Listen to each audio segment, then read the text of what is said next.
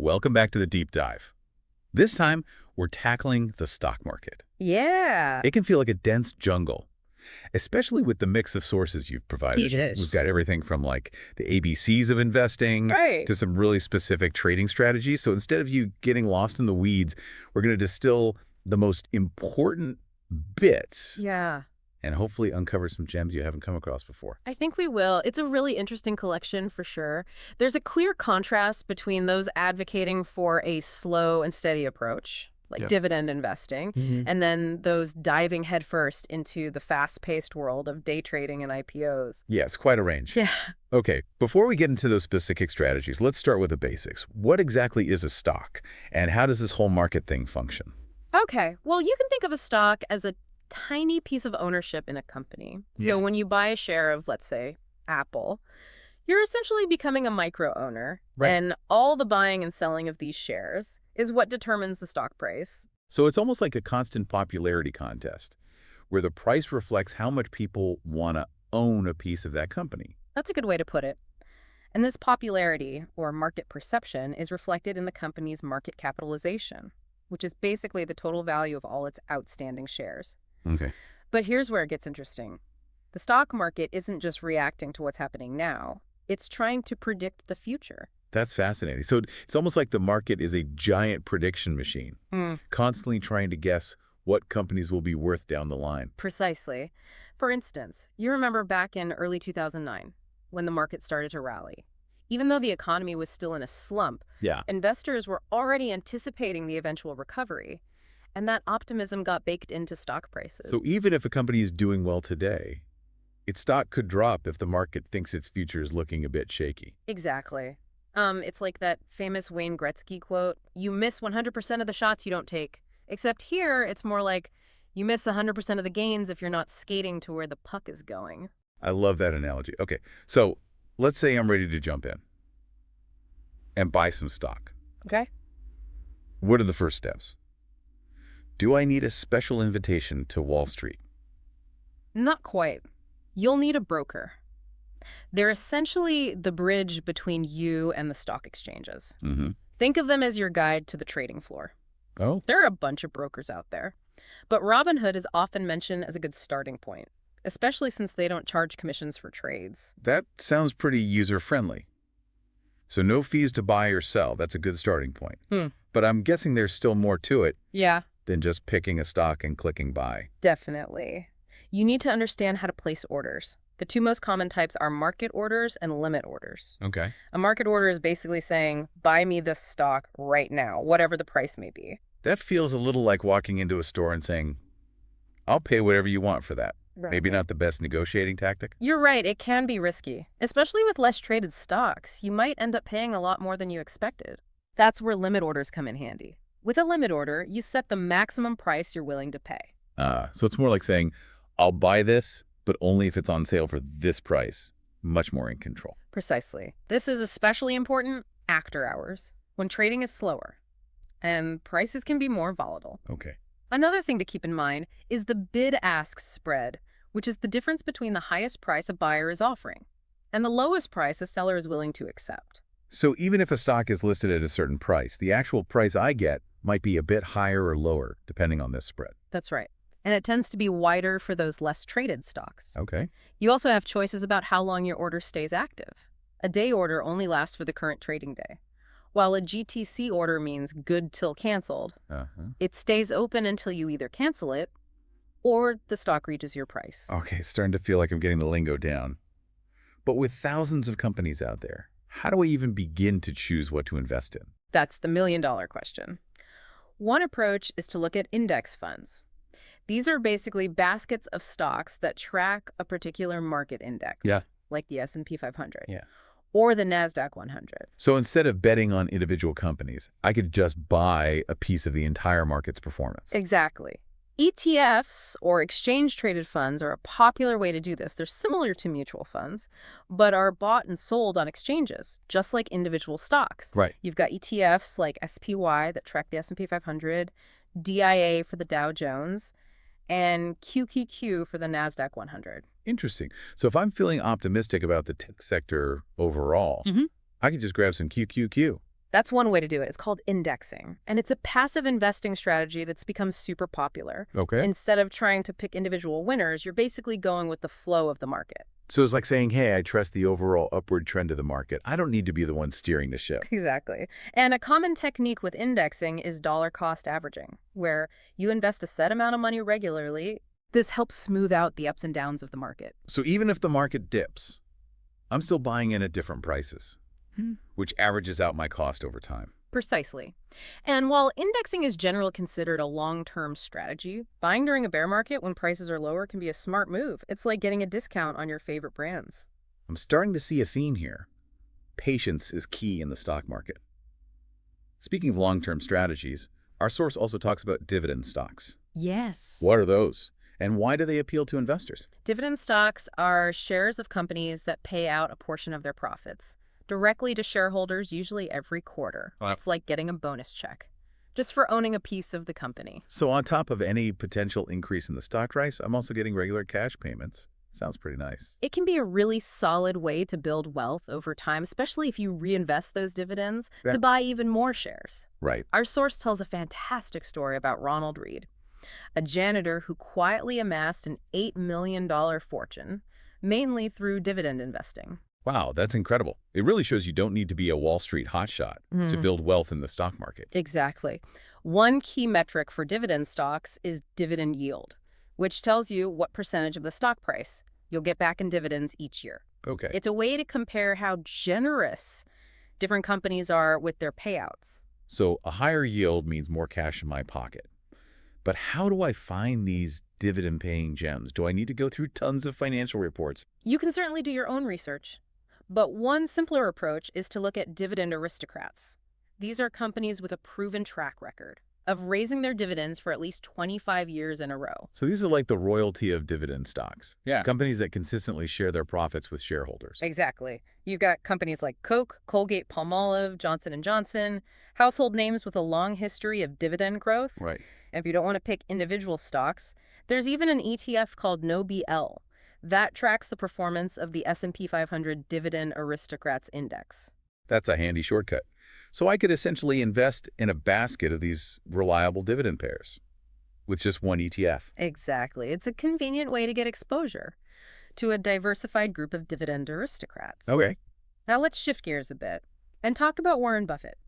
He's often praised for his seemingly simple approach to picking stocks. Yeah. But I imagine there's more to it than just buying from companies you like, right? Yeah, I imagine so. Oh, absolutely. While Buffett's philosophy might sound straightforward, it takes real skill to pick winning companies and avoid overpaying. Right. However, our source reveals a little trick. Study Buffett's publicly available stock portfolio. Wait, so I could just peek into the Oracle of Omaha's investments and follow his lead? That's brilliant. Well, not exactly copy him, but you can definitely gain insights from what he's buying. Berkshire Hathaway, his company, releases annual letters to shareholders, and those include a list of their stock holdings. The source points out that you can sometimes even find stocks that Buffett is buying and get them at a lower price than he did. Now that's an insider tip I can get behind. It's like having a secret mentor guiding my investment decisions. You could say that. And if you want to skip all that research, there's always the option of buying Berkshire Hathaway stock itself, BRKB. It's basically like investing alongside Buffett. Right. Letting him do the heavy lifting for you. Okay, I love that idea. But besides just copying his specific picks, what are some of the key principles behind Buffett's investment decisions? One crucial concept is pricing power. The ability of a company to raise prices without losing customers. So those brands we all know and love, we're willing to pay a little extra because we trust their quality and consistency. Exactly. Think about something like a can of Coke. They can slightly raise prices without seeing a huge drop in sales. Because people are loyal to the brand and the product. Whereas if my local grocery store suddenly jacked up their prices, I'd probably start shopping around for better deals. Yeah, for sure. Precisely. Buffett famously said, if you've got the power to raise prices without losing business to a competitor, you've got a very good business. It's a simple but powerful insight that points to companies with a sustainable competitive advantage. So finding companies with that special something, a moat as they call it, that protects them from competition. seems crucial for long-term success. Absolutely. It's all about identifying businesses that can maintain their profitability and growth over time, regardless of what their competitors are doing. This is fantastic. We've gone from understanding the very basics of stocks to exploring different approaches, like indexing and dividend investing, even getting a glimpse into Warren Buffett's strategy. But we've only just scratched the surface. Yeah. Our source also dives into value investing, growth stocks, and even the world of day trading. There's definitely a lot more to unpack, and I'm especially intrigued to see how our source challenges some common assumptions about what makes a good investment. I'm right there with you. Can't wait to delve deeper into those topics in our next segment. Stay tuned, folks. Welcome back. Let's dive into some more specific investing styles. Okay. We'll start with value investing, a concept that often gets oversimplified. Yeah, you always hear that classic advice, buy low, sell high. Yeah. But it sounds like our source is saying there's more to it than just finding stocks with a cheap price tag. Absolutely. Value investing is about finding something that's trading for less than it's actually worth. Right. Not just buying what's on sale. Historically, investors like Benjamin Graham and Warren Buffett have had success with this. Yeah. They look for companies with lots of cash or assets and try to buy their stock at a discount. Okay. They'd also focus on low PE ratios, price to earnings. So if a company has a low PE, it means the stock price is low compared to its earnings. That does sound like a good deal. It's a common assumption, but our source warns against blindly chasing low PEs. Okay. They use the example of Bed Bath & Beyond. The stock had a low PE, but it just kept dropping as the company struggled. So a low PE could actually be a red flag, like the market is saying, hey, this company might not be earning as much in the future. Exactly. Remember that skating to where the puck is going idea? Uh-huh. A low PE could be a sign that future earnings are expected to decline. They even use the term value traps for these seemingly cheap stocks that end up losing investors' money. Okay, so low PE isn't always a sure thing. Yeah. What about the opposite then? What are growth stocks? And why do they often have those sky-high PE ratios? Growth stocks are all about potential. They're companies that are expected to grow their revenue and earnings quickly. Okay. And yes, they often have high PEs, sometimes even when they're not profitable yet. Wait, so a company can have a high PE? Even if it's not making money? How does that work? Think about those early days of companies like Uber or even Facebook. They were investing heavily in expanding their reach, focusing on gaining market share rather than immediate profits. Right. Their high PEs reflected the market's belief that they'd eventually become hugely profitable. So it's a bet on future success, not necessarily on current performance. Exactly.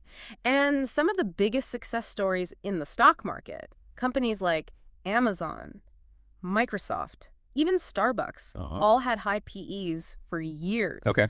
Of course, not every high-growth company turns into a winner. That's why our source emphasizes the importance of using stop-loss orders. When trading growth stocks, it's a way to limit your potential losses if the growth story doesn't pan out as expected. So a stop-loss order automatically sells your shares. If the price drops below a certain point, it's like a safety net in case things take a sudden turn. Precisely. Now, when it comes to actually trading these growth stocks, our source offers a rather counterintuitive approach. Counterintuitive. Now, I'm really curious. What's their unconventional wisdom? They suggest buying growth stocks that are hitting new 52-week highs, or even all-time highs. Wouldn't that mean buy? When the price is already high, it seems like you'd want to buy low, not high. It might seem counterintuitive, but there's a logic to it. When a stock is hitting new highs, it means everyone who currently owns it is in profit. This can create a positive feedback loop, attracting even more buyers. It can also trigger something called a short squeeze. A short squeeze? What's that? It's when investors who bet against a stock, expecting it to go down, are forced to buy shares to cover their losses. As the price goes up, this buying frenzy can further drive the price higher, creating that rocket ship effect. So it's like jumping on a train that's already leaving the station, hoping to ride that upward momentum. That's a great way to picture it. Our source even refers to these high-flying growth stocks as rocket stocks. They recommend using websites like barchart.com to find stocks hitting new highs. And they also emphasize the importance of looking for stocks that are in an overall uptrend. Okay, so besides those new highs, how can you tell if a stock is in an uptrend? Any specific clues to watch for? One common indicator is the relationship between the 50-day and 200-day moving averages. These are basically lines on a chart. that track the average price. Over a certain period, if the 50-day moving average is above the 200-day moving average, it suggests that the stock is in an uptrend. Got it. So we're looking for stocks at new highs. In an uptrend, what else? Our source also prefers to focus on companies with a market capitalization under $5 billion.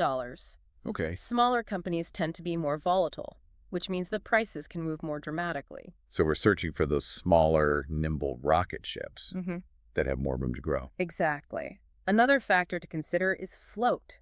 That's the number of shares that are actually available for trading. A smaller float can lead to even more volatile price swings. That makes sense with fewer shares available. Even a small amount of buying or selling could have a bigger impact on the price. Precisely.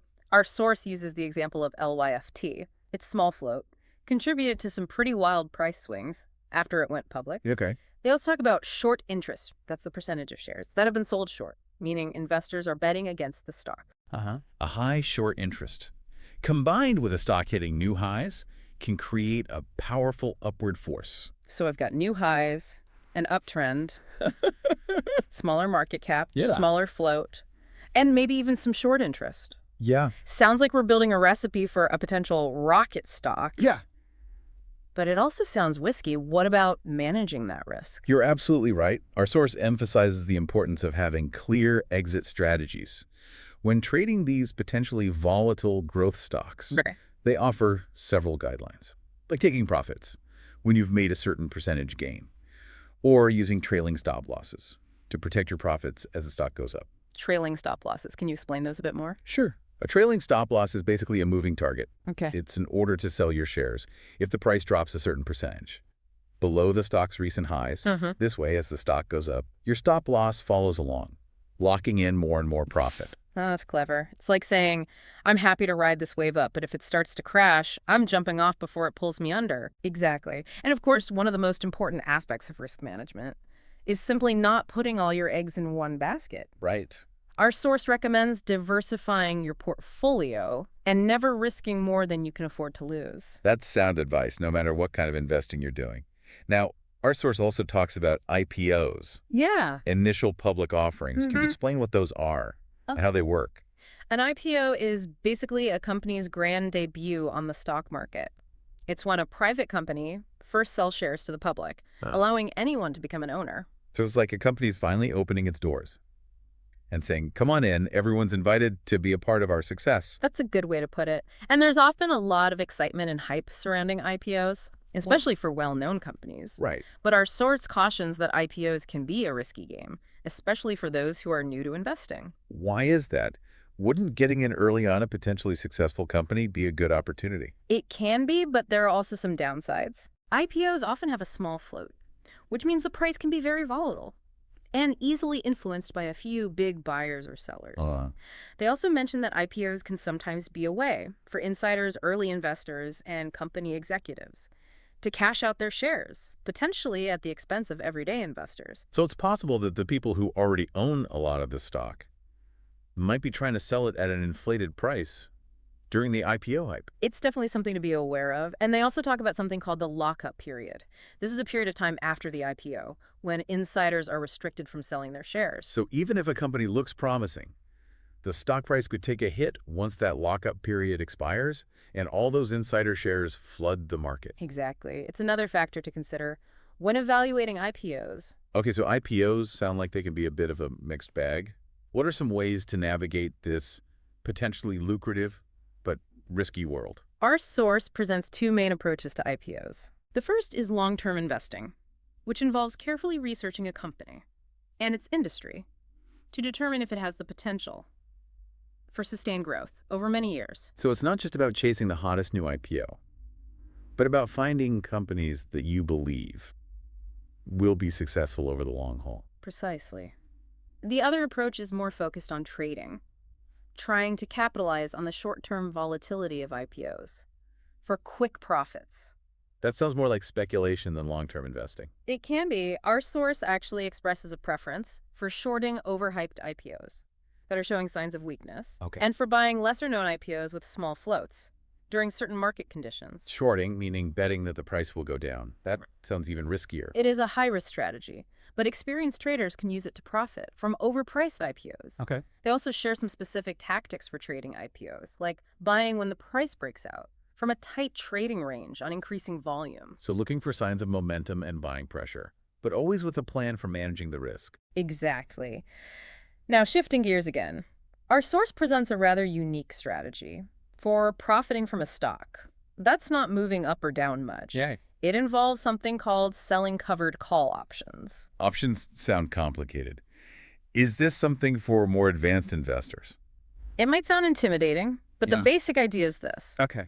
You buy shares of a stock, and then you sell a call option on those shares. Uh-huh. This option gives someone else the right to buy your shares at a specific price before a certain date. So it's like I'm betting that the stock won't move much, at least not above that specific price. That's the general idea. If the stock stays below the agreed-upon price, you get to keep the money you received for selling the option, and you still own your shares. Right. And if the stock does go above that price, the other person will exercise their option, and you'll have to sell them your shares. Uh-huh. You'll still make a profit because you sold them at a higher price than you bought them. So it's a way to potentially generate extra income from stocks that are just kind of sitting there. Exactly. But it's important to note that covered calls work best on stocks that are expected to trade sideways, not on those expected to make big moves up or down. Makes sense. It's like renting out a spare room in your house for extra cash. But you only want to do it if you know you won't need that room yourself anytime soon. That's a perfect analogy. Now, let's tackle a topic that many people find both fascinating and scary. Day trading. Hey. Our source claims to have a strategy that actually works. What's their secret? I'm all ears. What's the magic formula for successful day trading? Their strategy is based on the idea that large institutions, think mutual funds and hedge funds, often move slowly. When buying or selling large amounts of stock, it's all about trying to anticipate their moves and ride their coattails. So like a smaller boat surfing the wake of a giant ship. Exactly. The strategy involves finding a stock that's gapping up at the market open, meaning it's opening at a price significantly higher than the previous day's close. Okay. This usually happens when there's some positive news about the company, like a strong earnings report. Okay, so we're looking for a stock that's starting today with a burst of positive momentum. That's right. Then you wait 15 minutes after the market opens and note the price at that moment. You place a limit order to buy at that price. But you cancel the order if it's not filled within the next 15 minutes. So it's a very specific window of opportunity.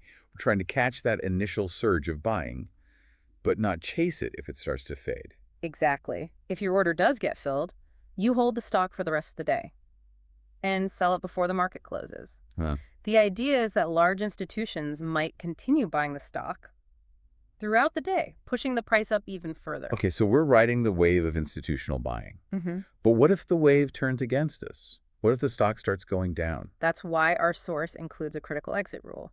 If the stock falls below the lowest price it hit during that initial 15-minute period, you sell immediately to limit your losses. So it's not just about following a set of rules blindly. It's about adapting to how the market is behaving on that particular day. Exactly. Day trading requires discipline, quick decision-making, and a strong understanding of risk management.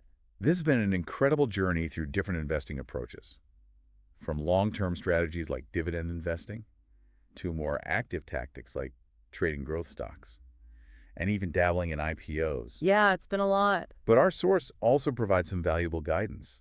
For those who are just starting out in the stock market, they outline 5 big mistakes to avoid. Right. Almost like commandments for new investors. Those commandments are a great place to start. They highlight some common pitfalls that can trip up beginners. I'm all ears. Let's hear those commandments. Commandment number 1, don't buy stocks hitting 52-week lows.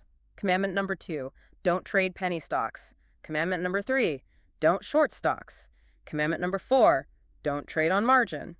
And commandment number 5, don't trade other people's ideas. 5 simple but powerful pieces of advice. Let's break those down one by one. Okay. Starting with avoiding stocks at 52-week lows. It seems intuitive, but what's the thinking behind it? As we discussed earlier, stocks hitting new lows could be signaling deeper problems within the company or its industry. Okay. Our source points out that bad news often comes in clusters, and trying to catch a falling knife can be incredibly dangerous. It's like trying to grab a falling rock. You're likely to get hurt. Okay, what about penny stocks? Why are those off limits for beginners? Penny stocks are those that trade for less than $5 per share. They're often associated with companies that are struggling, have poor management, or even outright scams. So it's like the bargain bin of the stock market. You might find a hidden gem, but you're more likely to end up with something worthless. That's a good way to put it. Penny stocks are also notoriously volatile, meaning their prices can swing wildly in both directions. Right. This can be tempting for gamblers, but it's a recipe for disaster for those who are just starting out. Got it. Penny stocks are best left to the more experienced, or perhaps avoided altogether. What about shorting stocks? Why is that discouraged for beginners? Shorting is basically the opposite of buying a stock. You're betting that the price will go down. Okay. It involves borrowing shares, selling them at the current price, Right. and then hoping to buy them back later at a lower price to return to the lender. Sounds like there's a lot that could go wrong there. There is. If the stock goes up instead of down, your potential losses are theoretically unlimited.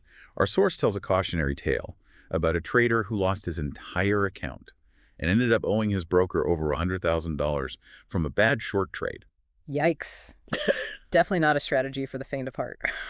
Okay, what about trading on margin? Why is that a no-no for newbies? Margin is essentially borrowing money from your broker to buy more stock than you could with your own cash. Okay. It can amplify your gains, but it also magnifies your losses. So it's like using leverage to juice your returns. But it can backfire spectacularly if things go wrong. Exactly. It's like putting a bigger bet on the table. You could win big, but you could also lose big. Right. And for beginners Right. who are still learning the ropes, that level of risk is generally not advisable. Makes sense. Margin trading seems like it requires a lot of experience and a high tolerance for risk. Now, the last commandment is, don't trade other people's ideas. Why is that so important? There are a few reasons. Okay. First, the person giving you the hot stock tip might not know what they're talking about. It's easy to get caught up in the hype and follow bad advice, especially when it comes to investing. Like those random stock recommendations you hear at parties or on social media. This one's going to skyrocket, trust me. Exactly. And even if the advice is coming from a legitimate source, it might not be a good fit for your investment goals and risk tolerance. If you haven't done your own research and developed your own conviction in the trade, you're more likely to panic and sell at the first sign of trouble. It's like the difference between following a recipe you trust and just throwing random ingredients together in the kitchen. Yeah. You're much more likely to be confident in the outcome if you've put in the effort to understand the process. That's a great way to put it. And they also warn against blindly following those analyst upgrades or downgrades you see in the news. Right. They point out that analysts are often lagging indicators. They tend to upgrade stocks that have already gone up and downgrade those that have already gone down. So instead of relying on others to tell you what to do, it's all about developing your own investing skills, doing your own research, and building your own confidence Yeah, in the decisions you make. absolutely. That's the path to becoming a truly successful investor. Now, in addition to those 5 commandments, our source also shares some insider secrets of the stock market. Ooh, insider secrets. I'm always up for some behind-the-scenes insights. What are some of those gems? Well, they start by emphasizing a key principle. The market's reaction to news is often more important than the news itself. So it's not just about what happens, but how investors interpret it. Exactly. For example, a stock might sell off, even after reporting good earnings, if the market was expecting even better results. It's like if you get a B+ on a test you studied hard for. It's not a bad grade. But you might be disappointed if you were aiming for an A. Precisely. It's all about understanding the psychology of the market and how expectations drive price movements. So it's not enough to just read the headlines. You have to read between the lines and try to gauge the overall sentiment of the market. That's a crucial skill. Our source also stresses the importance of patience and discipline in investing. That sounds like it applies to life in general. But how does it translate specifically to investing? It means not getting caught up in the frenzy of the market and not forcing trades just for the sake of action. Okay. It's about waiting for high conviction opportunities and not chasing every little price movement. So it's about being selective. Yeah. And making sure each trade aligns with your overall strategy. And risk tolerance. Exactly. They also advise focusing on a few stocks that you understand well, rather than trying to follow every single company in the market. Quality over quantity. I like it. And what about those emotional decisions we all tend to make? especially when money is involved. Oh, those are the hardest to control. Our source emphasizes the importance of cutting losses quickly and not letting your emotions dictate your trading decisions. Easier said than done, I'm sure, but it sounds like crucial advice for anyone who wants to avoid those big, painful losses. It absolutely is. They also highlight the concept of the market as a discounting machine. This means that the market is constantly processing information and incorporating it into stock prices. But even if something seems obvious to us, like a company's strong earnings report, Yeah. it's likely already reflected in the stock price. That's right. They warn against focusing too much on the risks. Welcome back to the deep dive. We're about to wrap up our exploration of the stock market. But before we do, we wanted to share some wisdom from those who've really made their mark in the investing world. It's like getting a peek into the playbook of some of the most successful investors in history. Exactly. So let's dive right in. What's the first quote on our list? This one comes from George Soros, a legendary hedge fund manager. He said, "It's not whether you're right or wrong that's important, but how much money you make when you're right, and how much you lose when you're wrong." That's a powerful way to put it. It highlights the importance of managing risk and maximizing your wins while minimizing your losses. Right. Even the best investors make mistakes, but it's how you handle those mistakes that really counts. Absolutely. The next quote is from John Maynard Keynes, a brilliant economist. He said, markets can remain irrational longer than you can remain solvent. That's a sobering thought. It reminds us that the market doesn't always behave logically. Right. Emotions can drive prices in ways that defy rational analysis. And to echo that sentiment, we have a quote from Dennis Gartman, a well-known trader. He said, the markets will return to rationality the moment that you have been rendered insolvent. Ouch. It's a bit cynical, but it makes a valid point. The market might eventually prove you right. But if you run out of money along the way, you won't be around to enjoy the victory. It highlights the critical importance of risk management, protecting your capital so you can stay in the game. Exactly. Now, for a different perspective, we have a quote from William Eckhart, pioneer in quantitative trading. He said, either a trade is good enough to take, in which case it should be implemented at full size, or it's not worth bothering with at all. I love that. It speaks to the importance of conviction. If you believe in a trade after careful analysis, go for it with confidence. Right. But if you're not fully convinced, it's better to stay on the sidelines. It's about trusting your judgment and not second-guessing yourself. Right. Next up, we have a quote from Ed Seykota, a highly successful trend trader. He said, fundamentals that you read about are typically useless, as the market has already discounted the price, and I call them fundamentals. So he's basically saying that by the time news hits the headlines, it's already reflected in the stock price. Exactly. He believed that trying to predict the market based on news events was a futile effort. He focused instead on understanding market trends and price patterns. He was more interested in what the market was doing than what people were saying about it. Precisely. Now, shifting gears to the importance of patience, we have a quote from Jim Rogers, a legendary investor. He said, I just wait until there is money lying in the corner, and all I have to do is go over there and pick it up. I do nothing in the meantime. That's a great image. It speaks to the power of waiting for those high conviction opportunities. Sometimes the best trades are the ones you don't make. It's about being patient and disciplined, not chasing every little price movement. And to emphasize the importance of risk management, we have a quote from Bruce Kovner, a highly successful hedge fund manager. He said, whenever I enter a position, I have a predetermined stop.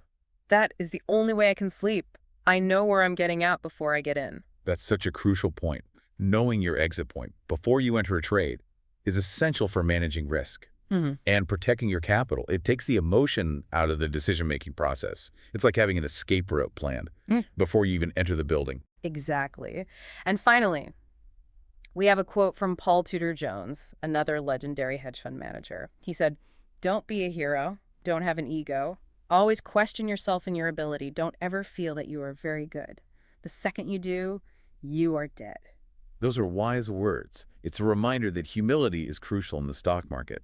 Overconfidence can lead to complacency and costly mistakes. Absolutely. It's important to stay humble, to continuously learn and adapt, and to never assume you have all the answers. This has been such an eye-opening exploration of the stock market. We've covered so much ground, from understanding the basics to exploring a wide range of strategies.